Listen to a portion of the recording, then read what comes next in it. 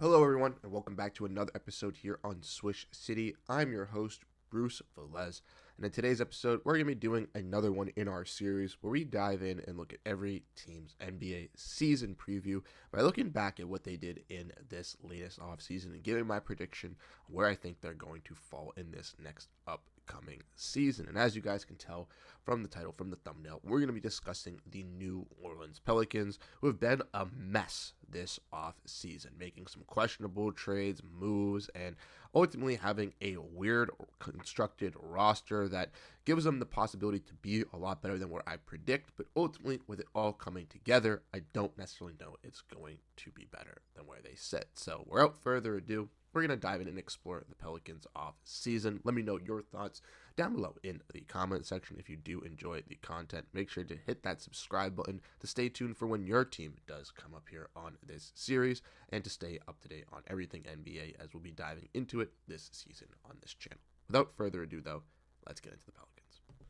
So the Pelicans are a weird franchise. As we all know, they have been kind of towards the bottom these last couple seasons and haven't been able to really thrive out of the Western Conference. They've had points where they've been healthy and they have looked solid, but with injuries just riddling their team, maybe something being in the water over in New Orleans, it has really hindered their possibility of taking that next step, taking that next leap. As you guys can see, Zion Williamson, their star player that they drafted in 2019 to rechange their franchise after they traded Anthony Davis, has not been able to take the team or transform them into that next performative step. Obviously, they just traded away Brandon Ingram last offseason at the trade deadline. Moving on from that wing, they went and brought in DeJounte Murray, who got an ACL injury that's going to be out for the start of this season. So a lot of weird things going on with the Pelicans. And with all of that, they traded up in the draft, trading away their pick for next year when they're not projected to be good. Just some random things going on. So when we look at the Pelicans, let's dive in and let's look at their depth chart. Now, I want to apologize to everyone that has seen previous videos on this channel because this depth chart is very convoluted. It is very, very compact. It was hard to fit everything on here. So it is a little bit messy. I know it might hurt the eyes compared to some of the other ones, but the Pelicans just did a lot of stuff this offseason, and it was really hard to just kind of fit it all out there on the screen. So we're going to dive in and explore who the Pelicans added, who they ultimately lost, and then go over their roster when looking at their predictions. And first off, as you all know, we do start off with those additions, so let's dive into those. But before we get into those additions, I would like to give a huge shout out to my boss over on Bright Side of the Sun, John Voita. He does a fantastic job making these templates and kind of helping me out to do these, as it was a lot easier to kind of just give you this visual representation than having, 12 to 14 pictures going in on certain players. And I really do appreciate him showing me how to make this and helping me with doing this. He does a fantastic job over on the Suns Jam podcast, so definitely check him out.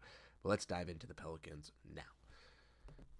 So looking at who the Pelicans did add, once again, there are going to be some players that are on this list that they did end up drafting, but they ended up trading for them, so that's why I included it. Obviously, we saw before the draft that the Pelicans traded for Jordan Poole and Sadiq Bey, getting rid of Kelly Olynyk and C.J. McCollum. We'll go over the additions right now, where Poole and Sadiq Bey kind of fit the Pelicans mold a little bit better. Bey obviously playing as a wing, something that the Pelicans do need on this roster with the abundance of guards that they do have. He was obviously out last year with the ACL with the Washington Wizards, but was basically just a tradable contract for the Wizards if he could find a place to play. And for Bey, he's going to be going to the Pelicans, where I think he can be, a solid rotational wing off the bench. We've seen him in his NBA career have some instances where he can pop off, but then he is a little bit colder with the streakiness of his shooting. So hopefully that consistency can help him find a key role for the Pelicans. They also acquired Jordan Poole, who obviously those last couple of seasons had been spending his time in Washington after being traded away from the Warriors. The Washington Wizards wanted to buy into him, thinking he could translate into a star player for them. It is clear that he is not. He is going to be, a six-man type scorer, kind of just, or, a solid rotational starter, but not someone that's going to be that second or third star on a championship team. And for the Wizards, they wanted to completely get off of that because they wanted to invest into their own core and completely reset. And I understand with that. With bringing in Jordan Poole, though, for the Pelicans, this does add some dynamic scoring and shooting to their guard room, specifically with DeJounte Murray dealing with injuries, but with the Pelicans making their draft selection as well. It does look like maybe this isn't a long-term build for Jordan Poole here in New Orleans. It was just for the Pelicans to get off of this CJ McCollum contract. But the Pelicans also made some moves on draft day as well. They got Micah Peavy from the Wizards, which was included in that Kelly Olynyk and CJ McCollum deal, another scorer to this team. But also, they went and did their craziest move of the offseason, which a lot of people have a lot of question marks with, which is trading up 10 slots and trading away their unprotected first-round pick next year to land Derek Queen. Now, Derek Queen obviously had his favorites, had some of his people rising him in the draft class. They had some people questioning him in this draft class with his strength, his motor, his ability to stay consistently out there on the court and not be kind of lost on the defensive end. And Queen in the Summer League did show glimpses of him fitting in pretty solidly. He obviously did get injured in the Summer League, so didn't get to fully finish it out. But it is another weird position because they already have Zion Williamson at that power forward position. Queen is a little bit of a tweener of that smaller center, kind of truly naturally fits in at that power forward position coming into the NBA. So once again, similar to drafting Jeremiah Fears when you have Jordan Poole and DeJounte Murray, it is a little bit weird for this Pelicans team, but maybe they are trying to be bad. Maybe they are just trying to get rid of some of these bad contracts and trying to just, flip things down the line. And that's where a guy in Derek Queen could come into play. Is if they look to move off Zion eventually, then he can kind of rise into that position if they feel confident. But we have yet to see the Pelicans put any trust in that, so I have no idea. But now we can get into who they also signed, as they brand lots of signings this offseason. They went and got Trey Alexander from the Denver Nuggets, who was a two-way player, combo wing that can score pretty well. They brought in Kevon Looney, obviously an old teammate of Jordan Poole. He's absolutely ecstatic to have the big man back, but the offensive rebounding machine will be now playing over in New Orleans, where they have seemingly struggled to rebound the ball since they have lost Jonas Valanciunas. They also brought in Bryce McGowan, someone who had been on the Charlotte Hornets roster, but now was on the Blazers roster, or two ways kind of filtering in. He's another combo guard that is trying to make into the NBA at once again. He'll be competing for that on a two-way spot with New Orleans Pelicans. And then they made two Exhibit 9 signings, bringing in Jaden Springer and Jalen McDaniels. Now, the Pelicans, as you guys can see from their depth chart, we have not gone over it yet, still have one open roster spot. So they could easily bring in either someone off the free agency market, or they could use either Jaden Springer or Jalen McDaniels on this Exhibit 9 deal to make their roster and be that final roster spot. Obviously, we went over this in a previous video, but if you do not know, the difference between an Exhibit 9 and an Exhibit 10 contract is that the Exhibit 9 does not allow the player, once he is waived, to have the rights to join the G League team. It would just put them back into the free agency pool or allow them to continue to play overseas. This is where guys in Springer and McDaniels are either too old to be qualifying for a two-way contract or just want to be on an NBA roster and are taking that risk instead. Springer had spent some time with the Celtics, the Jazz, and the Rockets last year, ultimately before he ends up with the Pelicans as a defensive kind of stopping guard who had some opportunities but never got full place to play because of his offensive game being a little limited. And then obviously Jalen McDaniels, brother of Jaden McDaniels on the Minnesota Timberwolves, not to get them confused. He's bounced around the league a couple of times playing with teams like the Raptors, and most notably last year playing on the Capital City Go-Go with the G League squad over in Washington there. He is looking to bounce back as an offensive wing that can kind of create as well. So for the Pelicans, those two positions are kind of up for grabs, and with the Pelicans kind of having no seemingly position for that on their roster as well, it could really go either way in my opinion. And I'm hoping that one of them gets that last roster spot. I'm hoping that the Pelicans don't bring them into training camp, just waive them and keep the roster spot open. I'd be hoping for one of these guys who has committed to this that they actually get what they are pushing for and what they deserve. And then we can get into who they drafted, even though we've kind of gotten into this a little already. The three players, Jeremiah Fears, Derek Queen, and Micah Peavy. The last one obviously being Peavy, acquired from that deal with Jordan Poole and Steve Bay, getting that extra second round pick to the Pelicans. A shooting guard coming out of,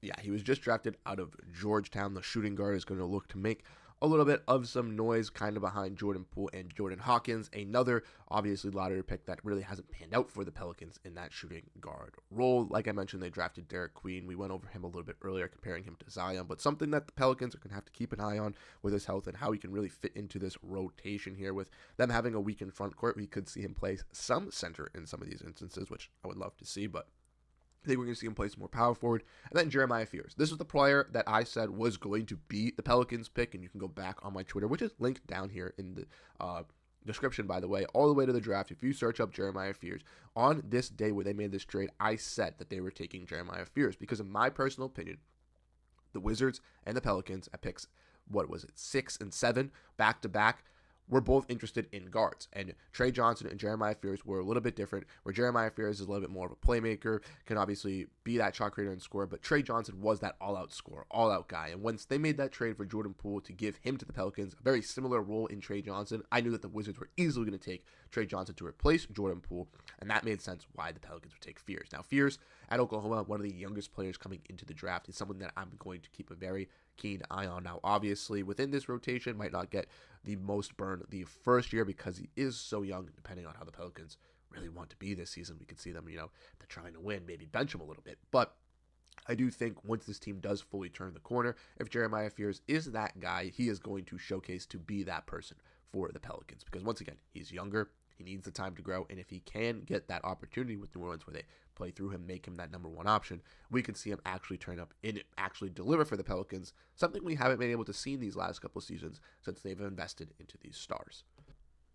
And then finally, let's get into the two ways. Like I mentioned, two of the two ways we already mentioned as we broke down because they were recently just signed by the team, Bryce McGowens and Trey Alexander. The Pelicans had a bunch of two ways last year, basically giving up all on those two ways, investing into some younger products that they feel more confident in, and guys that have had opportunities around the league, Bryce McGowens and Trey Alexander. But the last one is Hunter Dickinson, the center, coming out here undrafted, going in on a two-way contract to the Pelicans. Someone who had dominated the college game the last couple of years is going to be someone that looks to stand out in New Orleans. Once again, their front court room is a little weak with Yves Missy, Kevon Looney, maybe some Derek Queen, maybe some small ball Zion Williamson 5, Carlo Matkovic. We'll have to wait and see. But ultimately, they do have some opportunity for a guy in Hunter Dickinson to get some burn on a two-way contract if some injuries do come into play, and maybe even be converted to a standard contract if he actually does ball out.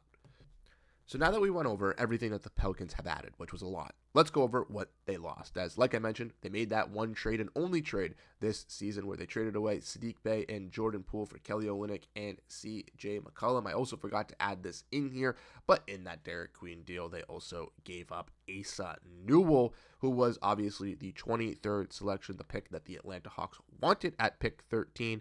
I will add this in for the graphic for Twitter, but I unfortunately am sorry that it is not in here for you guys on this graphic here right now. I am doing all these teams and completely blanked on that yesterday when this team took me an hour and a half to make this template. So I am very, very sorry. But Derek Queen for Asa Newell was the trade that happened on draft night, and for the Hawks, they ultimately won. They get an extra unprotected first-round pick for next year from a team that's not projected to be good for basically Asa Newell, the pick that they wanted at pick 13. Tip your caps off to the Hawks for once again doing that. Now in free agency, the Pelicans did lose some players, ultimately losing Bruce Brown, who went to the Denver Nuggets back home there to go re-sign. They also lost Antonio Reeves, who was one of their two-way contracts after waiving him to bring in Bryce McGowens and Trey Alexander and Hunter Dickinson. He goes off to the Charlotte Hornets. Jamal Cain and Lester Quinones, two guys that were competing for spots at the end of the year, also got signed by the Orlando Magic. Cain getting a two-way with them, Lester Quinones getting an Exhibit 10-day, hoping to make their team, but maybe the Osceola Magic. And then Jeremiah Robinson-Earl got a training camp invite from the Dallas Mavericks, with obviously Daniel Gafford being injured, to compete for that front court and to maybe either be on their G League team or to make their final roster. And that being said, there are three players that are unsigned or overseas for the Pelicans this year. Brandon Boston Jr., someone who traveled with the Clippers and the Pelicans, trying to make a name for himself after being a second-round pick, ultimately now is going overseas to Fenerbahce to go play in Turkey, where Keon Brooks Jr. and Elfrid Payton also remain unsigned for the Pelicans. Maybe they'll be brought back. We all know Elfrid Payton has some, history with being an older guard, but always being brought back into the league here and there when injuries do come into play, especially with New Orleans. Maybe he's a name that's contacted again, but at this moment, unsigned and undrafted or not playing in the league. So that being said, let's look at the depth chart and go over my predictions for the Pelicans. So looking at this depth chart, it is kind of crazy. Obviously, I don't necessarily know if this is going to be the starting five because we have Joe Dumars and, a random front office working this thing here. But with DeJounte Murray being out to start the year, or seemingly to be out for the year, we could see Jordan Poole start, but I'm going to give it to DeJounte Murray. Then I'll see, obviously, Trey Murphy, Herb Jones, Jordan Poole, Zion, and Yves Missi into that lineup. Yves Missi, solid backup big, can get those rebounds, solid offensive rebounder as well, alongside Kevon Looney, which I think is going to be very nice for this Pelicans team, because I think they're going to have a lot of missed shots opportunities with guys like Fears coming in trying to take some big-time shots. Hawkins, PV, Jordan Poole, Herb Jones, Trey Murphy. You're going to have a bunch of guys on the wing shooting those threes, and having those rebounders in Missi and Kevon Looney, I think is going to be very nice. Makovic had a really solid season last year as that backup center, with Missi dealing with some injuries and no Kevon Looney really being there. So I like him. He's a little bit of a sniper. Derek Queen also in that front court. We'll have to wait and see how they look. Sadiq Bey is someone that I'm really confident in, hopefully being a rotational piece this year. Once again, Trey Murphy, Herb Jones. I don't know necessarily if they're both if Murphy's going to come off the bench, but they don't really have any other wings on this roster, so maybe he does. But Murphy is probably the piece that I'm most intrigued on, because he's the one that has been garnering the most trade attention from teams across the league. A lot of other franchises feel like he is getting undervalued, underused, not being utilized the best in the Pelicans situation. I would completely agree. I think he's one of the better players on this Pelicans team, and unfortunately, it just is not showcasing for him out there on the court, because he's not given the time to play or really be there, and the Pelicans aren't really building anything around him. Ultimately, I would move off of him. Then you got Jordan Poole, another filler contract, really a supplement for CJ McCollum. Jordan Hawkins looking to have a bounce back year, ultimately as that other guard. Same thing with DeJounte Murray, trying to be healthy and trying to stay in New Orleans. Now, ultimately, I don't think DeJounte Murray, Jordan Poole, Jeremiah Fears, even with Jose Alvarado, a scrappy little point guard and a great defender and playmaker in the backup unit, is going to fit in for New Orleans. I think they have too much of this guard room. They're going to have to kind of wheedle it out, maybe even move Murphy into that guard room as well. So in my personal opinion, I'd trade some of these guards, maybe throughout the season, look to move off with Jordan Poole or DeJounte Murray, add into that wing position, move Trey Murphy into that shooting guard, and kind of really rebuild with this new team and really set myself up for the young future. Now, this goes to my prediction with the Pelicans. Not really far off, but 14th, right above the Utah Jazz, seemingly where they were last year, and for the similar reasons. They have some nice pieces. Zion Williamson does look healthy. He does look like he's going to make an impact, but I don't necessarily know if this all meshes together. I do like some of the names. I love Herb Jones. I love Trey Murphy. Personally, I liked Jordan Hawkins coming out of college, and I would really, really like to see him be a nice three-point scorer for this Pelicans team. I love Jeremiah Fears. I really like DeJounte Murray. Kevon Looney, even though I don't like the Warriors, is always an intriguing name to get a nice pull from. But ultimately, I don't know if this is all going to mesh together, and especially in a stacked Western Conference, I don't know if it's going to hold over for this Pelicans team. So thank you guys so much for tuning into today's episode where I broke this team down, going over my predictions. I'd love to know your guys' thoughts, and I'll catch you guys in the next one where we'll have another team getting broken down before season start. Appreciate you all. Have a great rest of your day. Go Pelicans, I guess.